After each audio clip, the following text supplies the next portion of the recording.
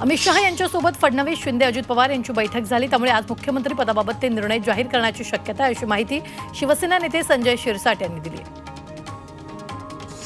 देवेंद्र फडणवीस महाराष्ट्राचे मुख्यमंत्री झाले तर आम्ही त्याचं स्वागत करू, अशी भावना शिवसेना नेते संजय शिरसाट यांनी व्यक्त केली आहे। तर आज मुख्यमंत्री पदाबाबत निर्णय येण्याची शक्यता आहे, असं शिरसाट म्हणाले। त्या फोटोवर जाऊ नका, एखादी अशी काही घटना।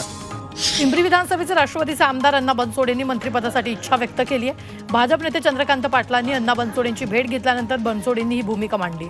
त्याचबरोबर अण्णा बनसोडेंनी मंत्रिपदासाठी लॉबिंग सुरू केली आहे।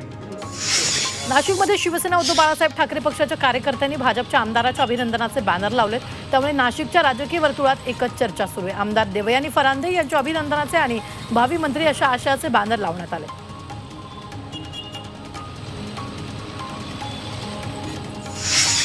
शिवसेना आमदार भावना गवळी यांना मंत्रिमंडळात मंत्रिपद देऊन जिल्ह्याचं पालकमंत्रीपद द्यावं, अशी मागणी शिवसेना जिल्हा प्रमुख विजय खांजोडे यांनी केली आहे। शिवसेनेचं एक शिष्टमंडळ मुंबईला जाऊन एकनाथ शिंदेंची भेट घेऊन गवळी यांना मंत्रिपद देण्याची मागणी करणार आहे, अशी माहिती जिल्हा प्रमुख खांजोडे यांनी दिलेली आहे।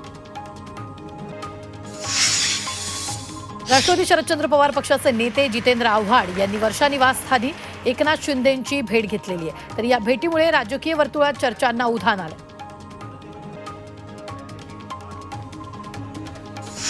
एकनाथ शिंदेबद्दल संजय शिरसाटांनी मोठं वक्तव्य केलं। एकनाथ शिंदे यांनी फक्त सत्ताच नाही तर पक्ष चालवलं असल्याचं यावेळी शिरसाटांनी म्हटलंय। शिंदेंमुळे 55 जागा निवडून आल्या असल्याची भावना शिरसाटांनी व्यक्त केली आहे। आगामी स्थानिक स्वराज्य संस्थांच्या निवडणुकांमध्ये माजी आमदार राम सातपुते यांच्या नेतृत्वाखाली भाजप ताकदीनं लढणार आहे, असं वक्तव्य माळशिरसचे माजी नगराध्यक्ष डॉक्टर अप्पासाहेब देशमुख यांनी केले। तालुक्यातील जनता घराणेशाहीच्या मागे नसून विकासाच्या मागे असल्याचा विश्वासही त्यांनी व्यक्त केला। गोंदिया जिल्ह्यातील सडक अर्जुनीजवळ झालेल्या शिवशाही बसच्या अपघाताबाबत देवेंद्र फडणवीसांनी दुःख व्यक्त केलं। त्यांनी याबाबत सोशल मीडियावर पोस्ट करत अपघातातील मृतांना श्रद्धांजली अर्पण केली आहे। तसंच जखमींना गरज पडल्यास खासगी रुग्णालयात हलवण्याच्या सूचना देण्यात आल्याचंही ते म्हणाले।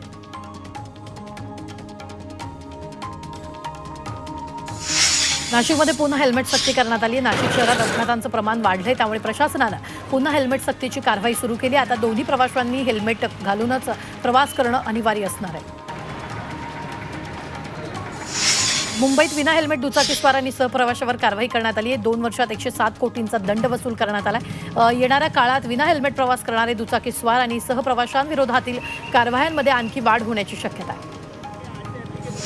हेल्मेट सक्तीच्या कारवाईतून पुणेकरांना तुर्तास दिलासा मिळाला आहे। दुचाकी वाहन चालकाबरोबरच सहप्रवाशावरील हेल्मेट सक्तीची कारवाई ही शहरासाठी नसून केवळ महामार्गावरून प्रवास करणाऱ्यांसाठी शहराच्या मध्यवर्ती भागातील तुर्तास तरी हेल्मेट सक्तीचा नियम लागू नाही, अशा सूचना देण्यात आल्या।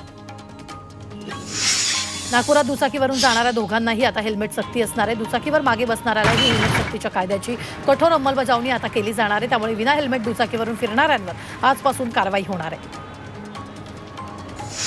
वाहतूक नियम धडकावणाऱ्या बेशिस्त वाहन चालकावर पुणे पोलिसांनी कारवाईचा बडगा उगारलाय। पोलिसांनी नियमभंग करणाऱ्या 35,000हून जास्त वाहन चालकांविरुद्ध कारवाई केली आहे। नोव्हेंबर महिन्यात आतापर्यंत 30,927 चालकांविरुद्ध कारवाई केली आहे। ट्रिपल सेट वाहनं चालवणाऱ्या 3,341 तर 634 मद्यपी चालकांविरुद्ध कारवाई झाली आहे। पुणे सीमाशुल्क विभागाकडून 6,000 किलो अंमली पदार्थ नष्ट केले। सीमाशुल्क पथकानं 1,552 किलो गांजा, 279 किलोचा चरस आणि कोकेन असे अंमली पदार्थ जप्त केले।